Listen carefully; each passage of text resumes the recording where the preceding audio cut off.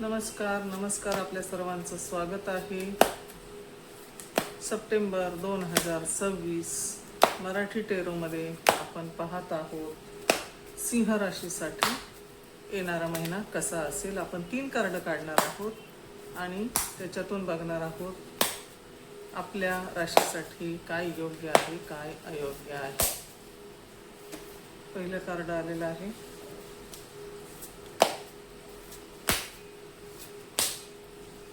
हे दुसरं कार्ड आहे. तिन्ही कार्डाची आपण सविस्तर उत्तर देणार आहोत. एनर्जी एक्सचेंज म्हणून फक्त लाईक आणि कमेंट करायची आहे. आपल्या सर्वांचं स्वागत आहे. हे तिसरं कार्ड आलेलं आहे. सिंह राशीसाठी खूपच मनमौजी असे कार्ड आलेले आहेत. आपण याचं सविस्तर वर्णन बघणार आहोत. तिन्ही कार्डाचं योग्य तऱ्हे विश्लेषण करून आपण एक एक कार्डाची माहिती देणार आहोत. ठीक आहे.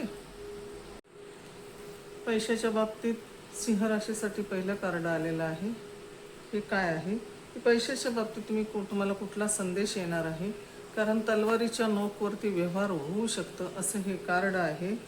तुमच्या स्वतःचा पैसा तुमचा कुठे गुंतवायचा आहे याबद्दल तुम्ही स्वतःच निर्णय घ्यायचा आहे. तुमच्या पैशाचा हिशोब दुसऱ्या कोणालाही द्यायचा नाही. ठीक आहे.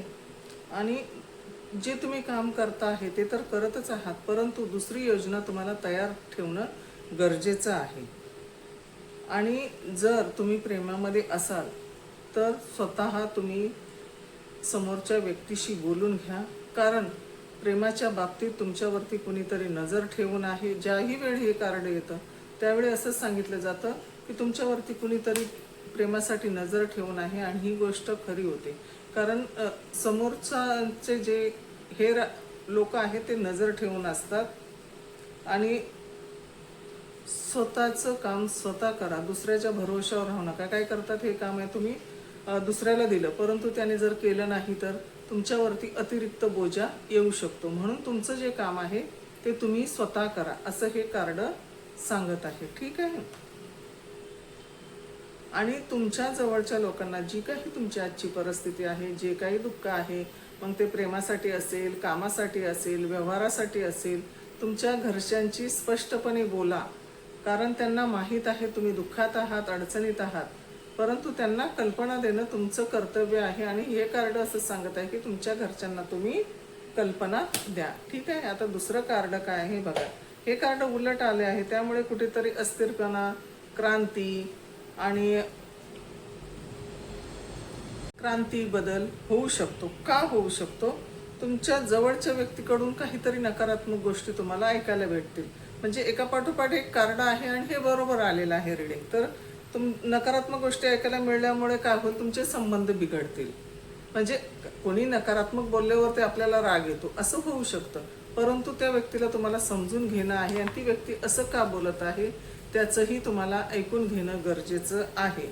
तुम्ही सुद्धा दुःखी होऊ शकता. काय, ह्यामुळे संबंध खराब होतील म्हणून तुम्ही दुःखी होऊ शकता, परंतु त्याला इलाज नाही. मनातील तुमच्या जे काही आहे ते सर्व बोलून घ्या. मनामध्ये काही ठेवू नका. नाराजी असल्यामुळे तुमच्या मनामध्ये हातातील संधी सुद्धा जाऊ शकते, म्हणजे एखादं काम तुमच्या हातातून जाऊ शकतं. ह्यासाठी तुम्हाला मेडिटेशन करणं खूप गरजेचं आहे. स्वतःवर नियंत्रण ठेवणं ह्यावेळी खरंच खूप गरजेचं आहे. सिंह राशीवाल्यांसाठी ह्यावेळी कठीण परिस्थिती आहे, पण यातून मार्ग नक्की निघणार. आता बघूया तिसरं कार्ड काय सांगत आहे. ठीक आहे. तिसरं कार्ड आहे बघा. कार्डावरूनच कळतं ना किती बिनधास्त व्यक्ती आहे, कशाची फिकर नाही. पण हे कार्ड रिव्हर्स आलेलं आहे, त्याच्यामुळे काय दाखवत आहे, हे कार्ड उलट आल्यामुळे स्वार्थी वृत्ती होऊ शकते. म्हणजे जे काय आहे ते माझंच आहे, मी दुसऱ्यांना देणार नाही, अशी परिस्थिती होऊ शकते. पण काय करायचं आहे, तुम्हाला काम करू वाटणार नाही, कामामध्ये आळस येणार. ठीक आहे. टालमटोलपणा याला म्हणतात. ठीक आहे. आणि तुम्ही कुठलेही घाईत निर्णय घेऊ नका. स्पष्टपणे सांगितलेलं आहे की घाईमध्ये निर्णय घेऊ नका, तुमचं आर्थिक नुकसान होऊ शकतं. तुमच्या सर्व मनासारखं होण्यासाठी तुम्हाला बोलणी करून घेणं गरजेचं आहे आणि संघर्ष करावा लागेल तुमच्या मनासारखं. म्हणजे पैसा येण्यासाठी, काम मिळण्यासाठी, प्रेमामध्ये सक्सेस होण्यासाठी आणि घरच्यांची मनं वळवण्यासाठी तुम्हाला खूप सारा संघर्ष करावा लागणार आहे. ठीक आहे. एवढं जरी समजलं तरी ह्या महिन्यासाठी, सप्टेंबर महिन्यासाठी खूप आहे. ठीक आहे, धन्यवाद.